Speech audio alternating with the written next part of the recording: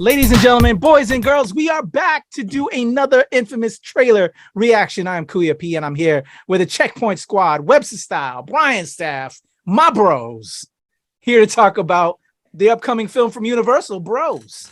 I don't know quite what this is about, but I've heard some funny-ish about this. Have y'all heard about this film? Nope. Nope, not at all. I have to assume it's about bros. All right, let's see what Bros this before is. hoes. All right, let's dig in. Let's find out what is What going are hoes? down with Bros from Universal. Hi everyone, it's Bobby Lieber, and welcome to your favorite podcast where I talk about whatever I feel like talking about. Oh, I see. So these big movie producers came to me and said, we want you to write a rom-com about a gay couple. Something a straight guy might even like and watch with his girlfriend. Gay guys are my jam. Awesome. Something a straight guy might like? Am I gonna be in the middle of some high-speed chase, then all of a sudden fall in love with Ice Cube? Am I gonna get butt-fucked by Jason Momoa while we're both worrying about a volcano? They said, we just want a movie that shows the world that gay relationships and straight relationships are the same. Love is love is love. I said, love is love is love. No, it's not. That is bullshit.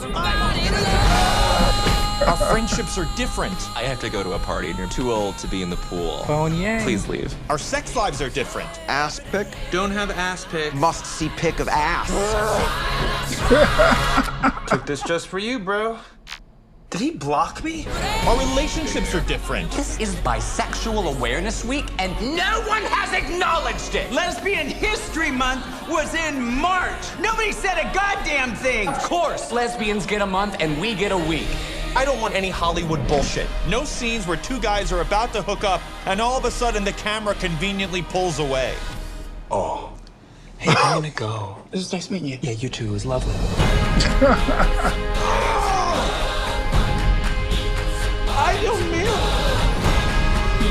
My whole life, I prided myself on being self-reliant. What is going on with you? This motherfucker has gone into my head. What are you into? One of these fucking ripped idiots with no opinions? No, I'd like someone who's physically very frail and won't stop talking. Maybe you're both bottoms and that's the problem. Bottom Oh my god. Gay sex was more fun when straight people were uncomfortable with it. All right. Anyway, it doesn't matter. I'm not the right person to write a rom-com anyway. Oh, you wrote it. Do you guys remember straight people? Yeah, they had a nice run. There we go. All right. Okay. Bros. Okay. Bros. This looks funny, but I see Yeah. a whole lot of people being triggered. Definitely. And Definitely. I think that's what's more fun about it. Exactly. I'm feeling that one. I recently saw Fire Island. It's getting ready to come out as of this recording this week on Hulu. Written by Joachim Booster and Bowen Yang as well. That is in Bros. Okay.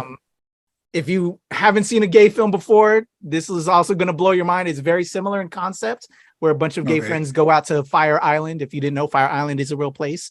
And I thought it was great. And at its core, that no matter who you are, you know what I'm saying? I think it's very important. I think we can all say that representation matters, especially as POCs, right? And so for those of the LGBTQ community, if you haven't heard their stories, I think more films like this to expose people and helps give them a better understanding that we can all relate with. And with Fire Island, I really enjoyed the film. It's actually going to be my top pick when we do our weekly show, when we record that later for this week, because it really has heart at its core. And we don't, while we may be born into a family isn't always family.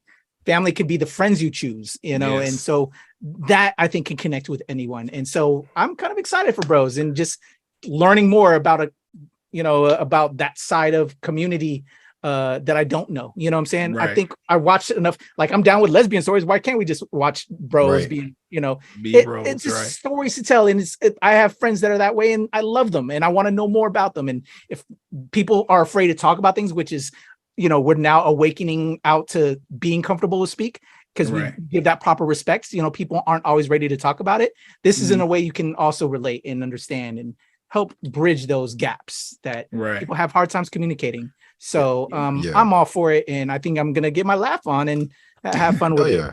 I think that the best part of it, and I'm paraphrasing, when he talked about how they want him to write basically a love story about two gay guys, the straight man want to go see. But he's absolutely right. He's like, the dynamics of that relationship are totally different. Yeah, love is love, but the dynamics are drastically different. And Right. I'm glad that they hit up on that point, just as far as not just the actual physical aspects, but the culture of well, a gay male culture, lesbian, like that whole culture is drastically different from heterosexual marriage and a couple dating to some extent. So I'm glad that point is made. I'm glad that you see that segment here. And it's interesting they had that scene in Provincetown, and I'm from Baltimore originally. I worked for the Park Service a lot during college. I did two summers at Cape Cod National Seashore, living right like Provincetown was a place to go. So that was So Provincetown's a real spot? Yeah, Provincetown it's on the very tip of Cape Cod. Yeah, it's a real spot. I thought that was a really hilarious kind of funny code name, but okay. And no, that's a real place. Think Okay. Ocean City with drag queens going up and down the street, and it's very much like Fire Island. I'll put it that way. Gotcha. Okay. And so that was what 2000. Drastically different from anything that I'd ever experienced before in my life. I'll put it that way. Yeah. But it was a great experience, great people, and just to see these sort of stories being told. And that's more than 20 years ago that I was there.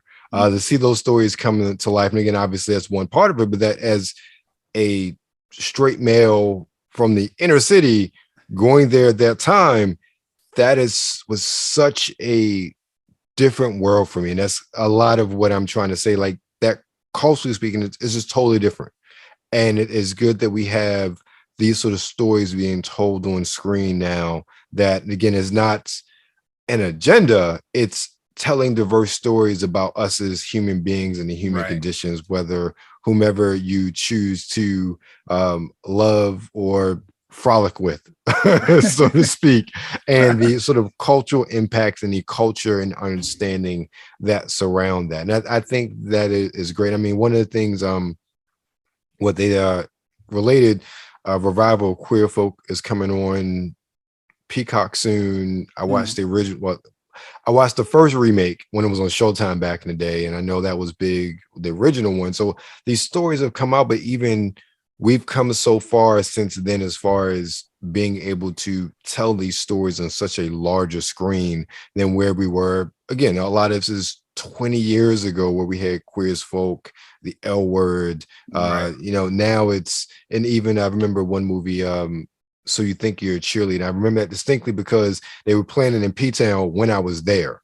And that was like the big LGBTQ movie at the time that they were playing. So the fact that a lot of these stories and ideas are mainstream now just tells a lot about where we're moving and the level of understanding as a whole in the society that we have.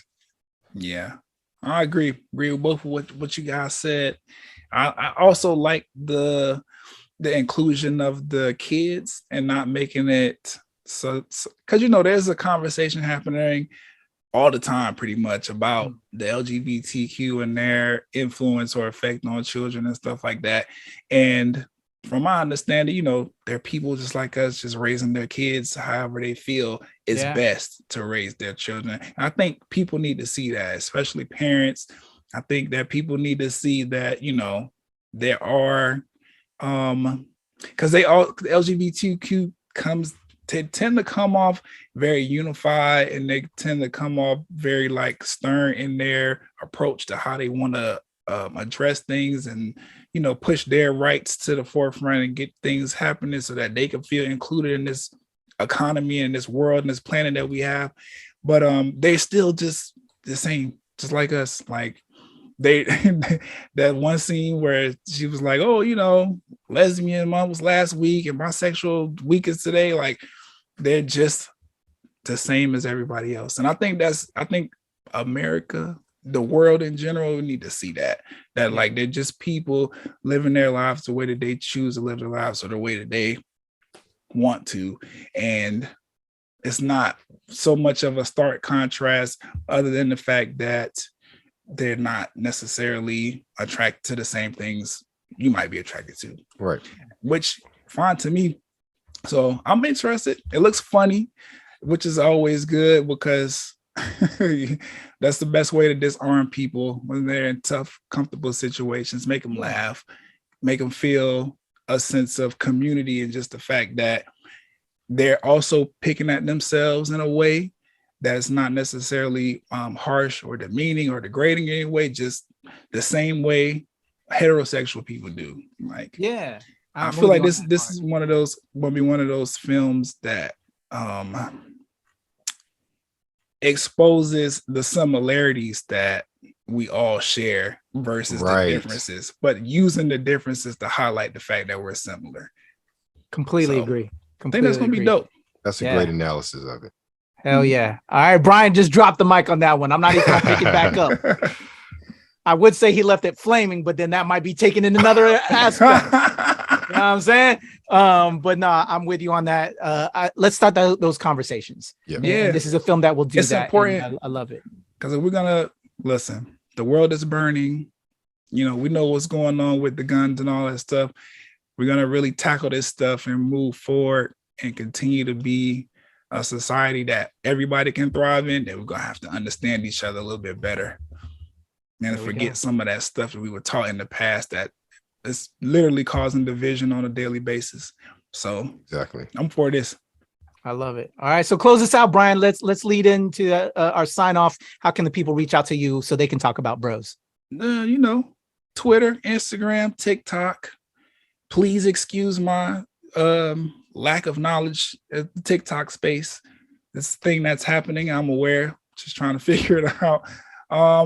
If I decide to review this movie, which I probably will, Blurcast, you know, wherever you listen to podcasts, NRW Checkpoint Video Game, and there's a comment section underneath those YouTube videos. If you want to talk video games with us, hit me up. All right, there you go, Brian Saff. And for Webster Style, if you want to talk to me about bros, or want to ask me questions about singing TLC's Creep at Drag Karaoke in Provincetown 20 years ago with this voice, let's go. Feel free to hit me up on Twitter and Instagram at Webster Style. Hit me up on TikTok at _Webster Style. And of course, anything and everything that is Webster Style can be found at websterstyle.com. All right, there you go. That is Brian Saff and Webster Style, the Checkpoint Squad. Give them love, show them love. For me, it's the Legend Kuya P on Twitter, TikTok, and IG. Show Pal Show, AAPI Toy Heroes, and of course here with the squad at the NRW and Annual Release Wednesday, where nerds rule the world. We're your bros. Be our bro. Hit us up in the comments if you're checking out bros.